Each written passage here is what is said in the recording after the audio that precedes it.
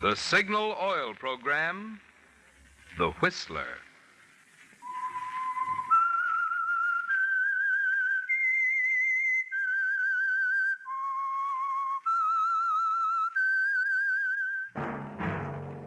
That whistle is your signal for the Signal Oil Program, The Whistler.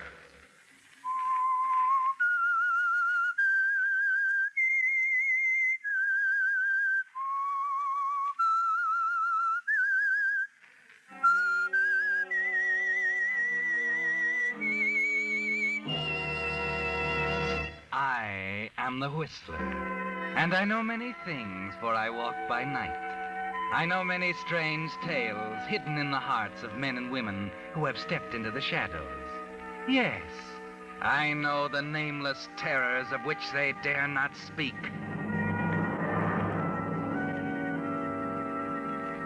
Yes, friends, it's time for the Signal Oil Program, The Whistler. Rated by independent research, the most popular West Coast program in the history of radio. In gasoline, you know, it takes extra quality to go farther. And Signal is the famous Go Farther gasoline. So look for the Signal circle sign in yellow and black that identifies Signal service stations from Canada to Mexico. And now the Whistler's strange story. The Lady and the Knife.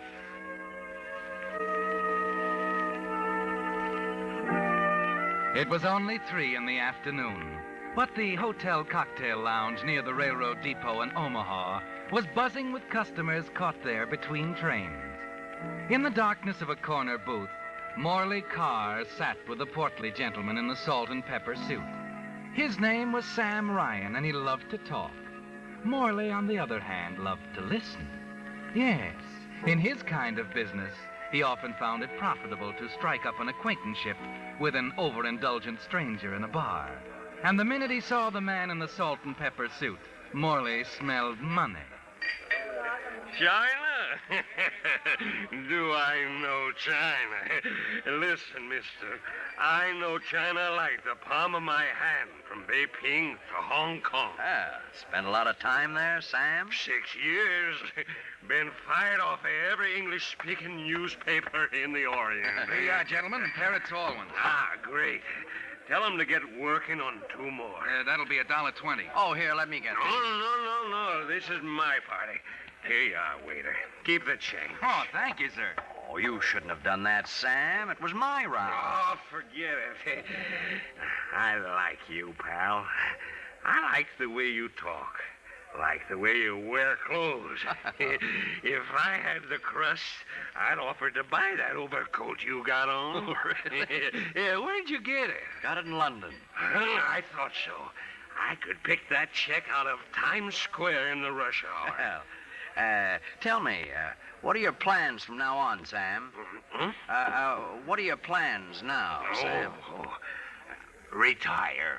Oh, well, that takes money. Yeah, I got it. Right here in my pocket. Yeah? Funny, isn't it? I beat my brains out for 20 years in the newspaper business and never made a dime. Then bingo, my card comes up. And old Sam has the key to $250,000 in his pocket. $250,000? Sure. It's just like the song. Let me see. How does it go?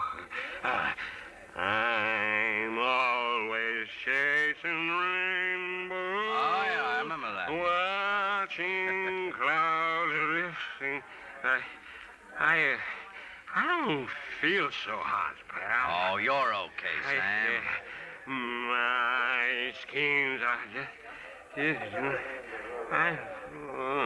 my head,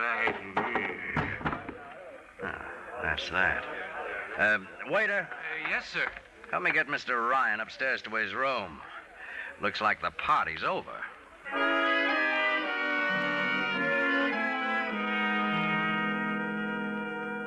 It sounds a little fantastic, doesn't it, Morley? But it's worth looking into. $250,000, he said, and something about the key to it in his pocket. The waiter helps you carry him to his room, lay him on the bed, and you walk down the hall a few doors to your own room. already thinking of the approach you're going to use on your newfound friend, Sam, when he comes around tomorrow. 10 minutes later, you hear a noise down the hall that brings you to your door.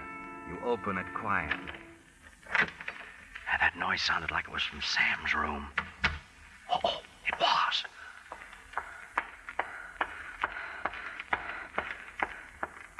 A girl leaves Sam's room, passes close to you as she hurries down the hall. You get a good look at her. Black hair, a pretty face, but hard. As soon as she turns the corner, you run down the hall. Sam's door is still unlocked. He's still on the bed, Morley, right where you left him. But now there's a knife in his back. A second later, you see the reason.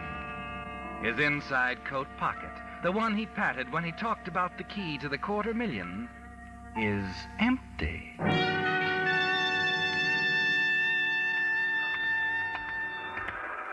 Dorman. Yes, sir?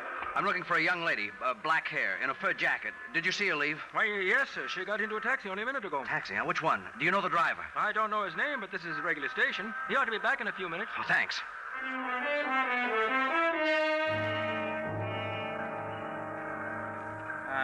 Let's see, black-haired dame in a fur jacket. That's right.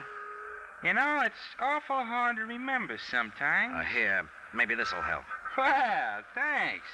Yeah, as a matter of fact, I do remember her now. Took her to a hotel on the other side of town, picked up her baggage, and then brought her back to the station. She got on the 706 for San Francisco, pulled out about a half hour ago. You got a good memory. I'll be back in 5 minutes. Wait here for me. Right. Where to? The airport.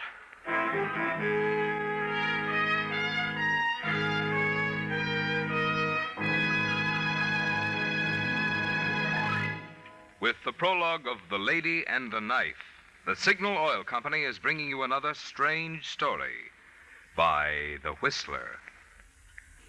Did you know that 25 years ago, here in Southern California, regular gasoline sold for 23 cents per gallon without any taxes?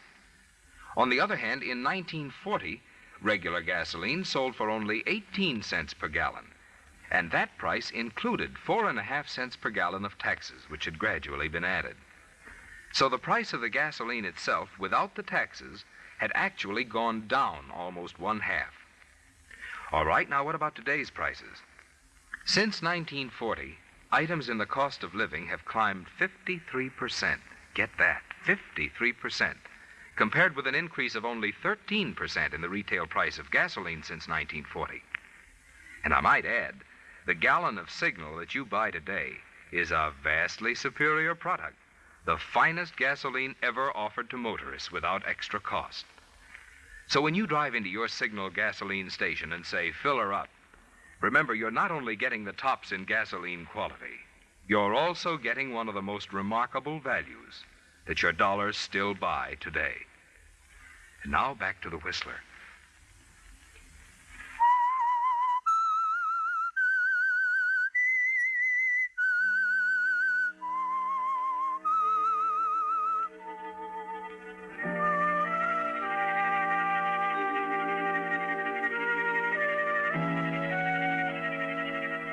Well, Morley, if there were any doubts in your mind about the key to the $250,000 Sam Ryan was prattling about, they're gone now.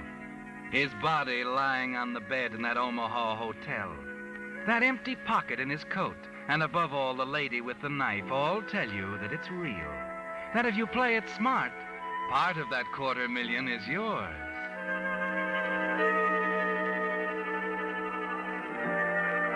That's why you're standing in the terminal in San Francisco now, as the passengers from the 706 from Omaha come down the ramp. A minute later, you see her. Follow her to a cab and hear her direct the driver to a hotel on Eddy Street.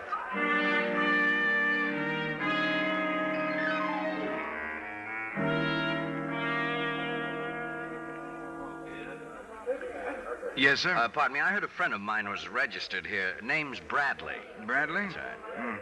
Here, I'll check the register. Oh, don't bother. I'll look. Let's see now. Smith, Anderson. Well, I guess he's not here. Thanks. Not at all. Lucille Lacey, room 402. The last name on the register, Lucille Lacey. The lady and the knife. Directly across the street, there's another hotel. A small one, a little ragged at the edges. You get a room at the front of the building where you can keep an eye on the entrance of the Brighton across the street. And during the next few days, you follow Lucille Lacey everywhere. But it's not until the fourth day that she makes a move that means something. A pawn shop on 3rd Street, run by a man you know, a man named Cardoza. You wait in the store entrance until you see her leave, then walk across for a word with him. A furtive, cautious man with a nervous habit of doodling on a scratch pad as he talks to you across the counter. Little bit like old times, Morley, having you back in town. Just passing through, Cardoza. How's business been?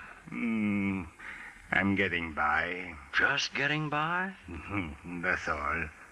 You are looking up all your old friends? Oh, no, I'm here on business. Oh. Big? Yeah. When? Oh, I don't know yet.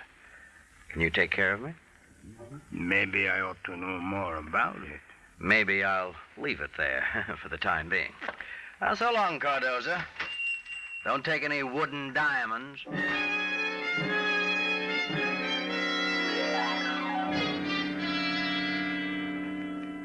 Well, Morley, you know a great deal more than you did before. Cardoza's main stock in trade is jewelry. And this time, it's $175,000 worth. At least, that was the figure Cardoza was doodling on his scratch pad. It's the biggest thing you've ever run across. You're really careful with Miss Lacey now. Watch her like a hawk. And the next day, you follow her to a shabby office south of Market Street. You watch the entrance until she comes out, and then hurry across the street and up a flight of stairs. Faded gilt lettering on a frosted glass door tells you who Lucille was calling on this time. Zach Chambers, private investigator. Looking for somebody, mister? I'd like to talk to Mr. Chambers. The boss? He isn't in just now. Oh? You won't leave your name? Oh, no, it's all right. I was supposed to meet a young lady here, Miss Lacey. If she comes in... Lacey? Oh, yeah, she was just in, coming back at 3 o'clock. Oh, you think Chambers will be back before then? He better. I haven't been to lunch yet. I see. Say, look, if you don't mind, I'd like to wait. I haven't anything else to do. Go ahead. Find a chair in his office. Well, thanks. There's some magazines on the desk. Kind of tired ones, but if you haven't already seen them... I'll make out. I'm sure you will, handsome.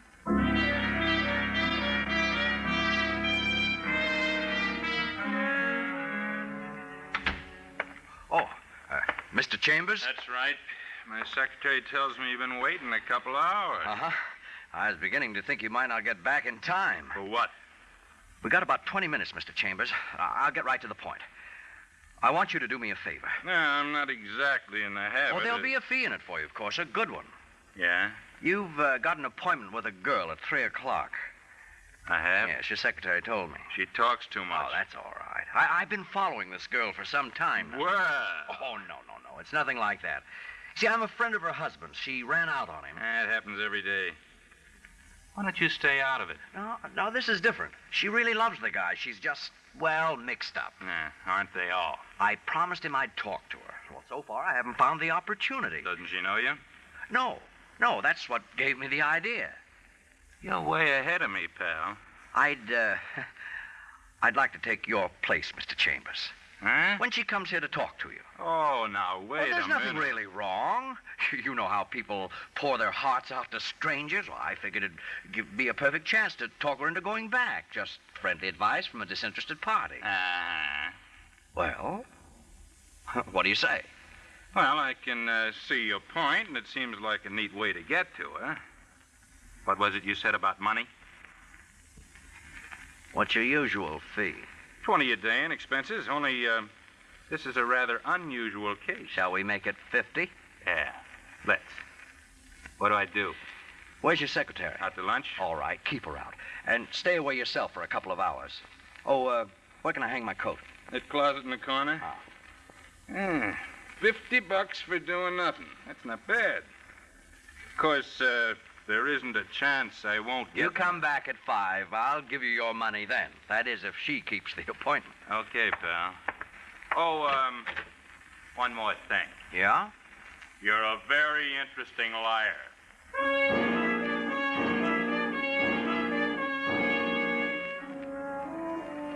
You sit behind Zach Chambers' desk, thumbing a magazine and waiting. And then, just before 3 o'clock. I'm Miss Lacey, your secretary. Oh, I know, Miss Lacey. I've been expecting you. Have a chair. Thank you. Like a cigarette? No, thank you. Mr. Chambers, I'm worried. I don't know exactly how to explain it. Well, the first thing to do is relax, Miss Lacey. Certainly nothing can happen to you here. I'm not so sure. There's someone following me, Mr. Chambers. A man. He's been following me for days. Oh, any idea why? Not the slightest. You know, of course, Miss Lacey, for me to be of any real help, you will have to take me into your confidence. I'm telling you all I know. Ah. Did you get a close look at him? No, been too careful. But he's tall. About your bill. Wears a checked overcoat. Uh-huh. Well, that should help. Just what do you want me to do? If you could find out his name, where he's staying. That's all you want? That's all. Okay, I'll see what I can find out, Miss Lacey. Where can I reach you? I'm staying at the Brighton. Check. You suppose you could have something on this by tonight? Possibly. Will you be in? All evening. Oh, how much will you want? Oh, yes.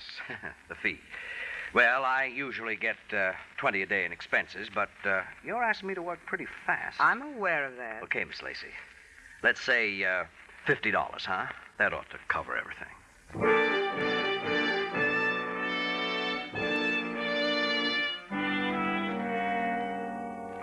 20, 30, 40, $50. Okay, pal, all here.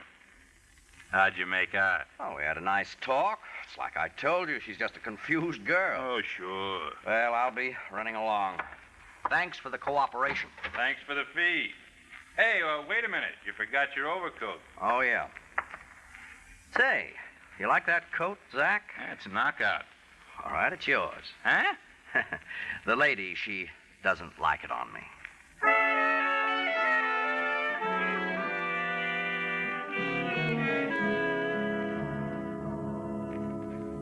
But, Mr. Chambers, you're sure it was the right man? How could I miss with that checked overcoat? Well, anyway, I didn't have to look very far.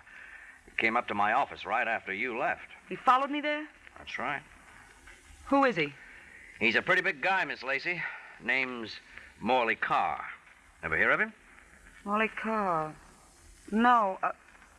How do you mean he's big? Oh, international jewel thief. Anything that comes along that has money in it, big money. I see. You know, I'm beginning to think that $50 deal I made with you was too cheap. You may need some help, Miss Lacey. I'm not asking for help. Oh, what's he after? And I'm not paying you to ask questions. Now, look, lady, after all, I'm on your side, remember? What did he want? He tried to sound me out about you, or rather tried to buy me out. He offered me a deal. Where does that leave us? Well, I figured I'd talk to you first. Of course, he's coming back. I'll have to tell him something. You can tell him you're not for sale. Oh, but I am. You don't have to tell me how big this is with Carr in it. I know it's big. Too big for anyone to handle alone. You might as well admit that to yourself right now. Maybe you're right. Yeah. Have we got a deal? Well, something has to be done about Carr. Why don't you leave that to me? No. Oh, just give me some time. I've got to think. When's he coming back? Tomorrow night. Wednesday, hmm? It's got to go one way or the other before Thursday morning. Why? Never mind why. I think you better go now. I'll get in touch with you. Okay. Oh, mind if I take this paper along? I haven't read it. I'm through with it. Okay, thanks. Well, so long, boss.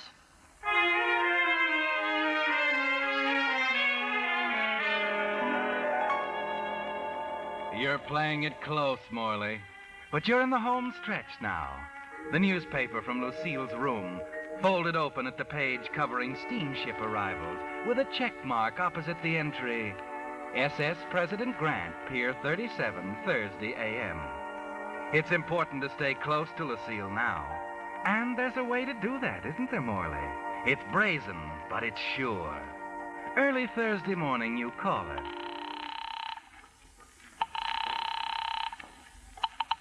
Hello? Miss Lacey? Yes? Zach Chambers. What do you want? I just called to tell you not to think too hard. I took care of the man in the checked overcoat. You what? Just that. So don't worry about him anymore. What did you... Hello? And that's what Gertrude Hello? said, Julie. But that's perfectly silly, Donald. I didn't say any such thing. What's wrong? Operator, I was talking to... I'm sorry, sir. I'll reconnect you. Hello? Hello, Mr. Chambers? Yeah. Somebody cut in on us. Did you hear what I was saying Pick up, about... will you? Not on the telephone. Oh, but who's going to know I that? said never mind. I want you to come over here right away. Sure thing, boss. That's all I wanted to hear.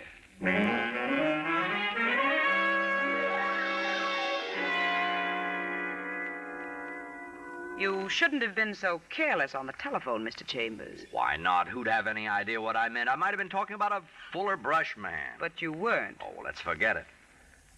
Well, going somewhere? Why? Oh, the bag's all packed. I just decided to move, that's all. Oh. Checked out yet? Not till morning. Mm-hmm. What about our deal? You decided anything? I guess you're right. Too much for me to handle alone. Ah, you're smart. Gonna let your hair down? Take a look in that desk drawer. Something you ought to see. Okay.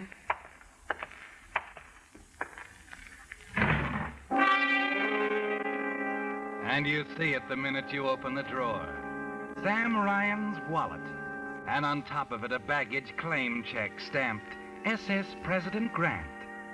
You smile.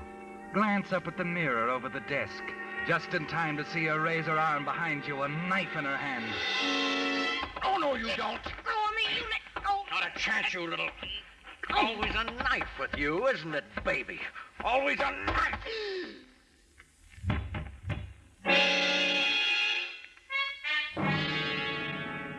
For a minute, you stand there trembling, staring at the knife on the floor where you dropped it. Then you slowly walk over to the desk, pick up Sam's wallet and the baggage check. SS President Grant. B-102-38. You have it now, Morley. The key to the whole thing. A baggage check marked with a number and the name of a ship. One more thing now as you let yourself out of Lucille's room. You hang a sign on the doorknob. Do not disturb. 15 minutes later, you're waiting at the baggage window at Pier 37. The clerk looks at the baggage claim check, walks slowly past the row of bins, finally settles on a small black box. There you are, sir. Just came in on the Grant. One portable typewriter. Typewriter? It's yours, isn't it? Oh, let me look at that check again. B-102-38. Yeah, that's right. Thanks very much.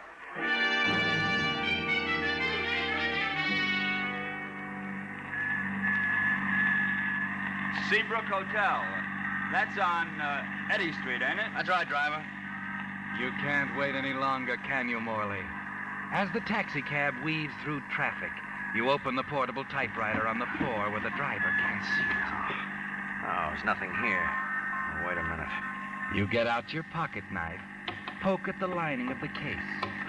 The point of the knife suddenly finds a soft place. Ah, here we are. The paper lining comes off, revealing a cotton pad underneath. You pluck it out, and the bottom of the box seems to burst into flame. Diamonds.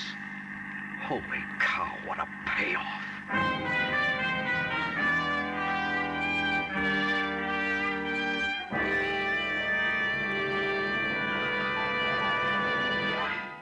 The Whistler will return in just a moment with a strange ending to tonight's story.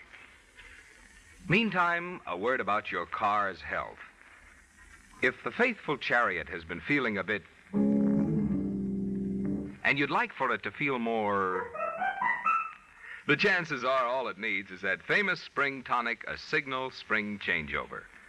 The first ingredient in the prescription is a motor drain and a refill with Signal Premium Motor Oil, the new type lubricant that actually keeps motors 6 times cleaner and reduces cylinder wear 1/3.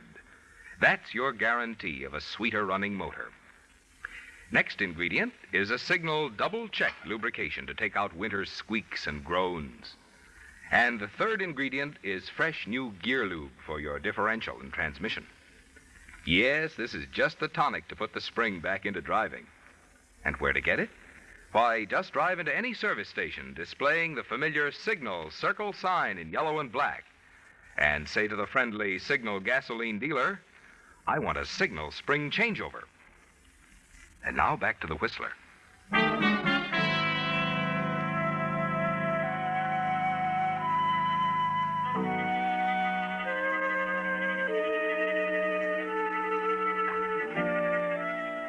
Well, it began with a hunch, didn't it, Morley? With a solid, sure feeling that the man in the salt and pepper suit back in that bar in Omaha had money. And it paid off on a dock in San Francisco when a baggage clerk put a fortune in smuggled diamonds into your hands. As the cab pulls up in front of your hotel, you know the important thing now is time. That you have to be out of town before Lucille Lacey's body is discovered in her hotel room across the street. The lobby is almost deserted when you enter. A tired-looking gentleman is reading the paper in a chair near the window. And the clerk, as usual, is wrapped up in his True Detective magazine. 308, please. Oh, yes. Oh, say, get my bill ready. I'm checking out in 10 minutes. Just a minute. Brady? Yeah? This is the man, 308. Huh? What are Keep you... your hands on the counter. Take a look, buddy. Headquarters. Look, I don't know what this is all... This is the guy who made the call? He scared the operator out of her wits. I had to send her home. Operator? That telephone call you made a couple of hours ago. Got kind of gabby, didn't you? Something about taking care of the guy in the checked overcoat? Oh, that. Yeah, that. Why, it was only a gag, officer. I was kidding her, you see. You got a queer sense of humor. Zach Chambers was found in an alley this morning. What? With a knife in his back. Know anything about it? A knife? Say, now, And what... he was wearing a checked overcoat.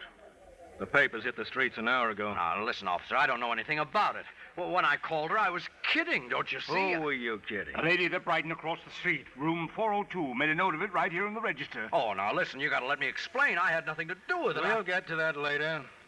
Later? Yeah. At the moment, I want to see how your girlfriend took the joke about the guy in the checked overcoat. Oh, now, wait a minute. You can't... Come on, mister. Let's go over and talk to the lady in 402.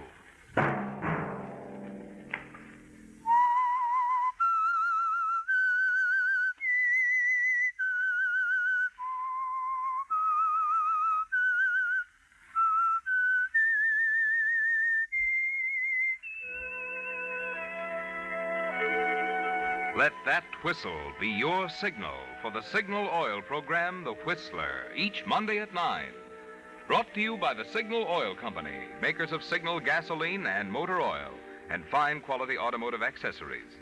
Signal has asked me to remind you, to get the most driving pleasure, drive at sensible speeds, be courteous, and obey traffic regulations. It may save a life, possibly your own.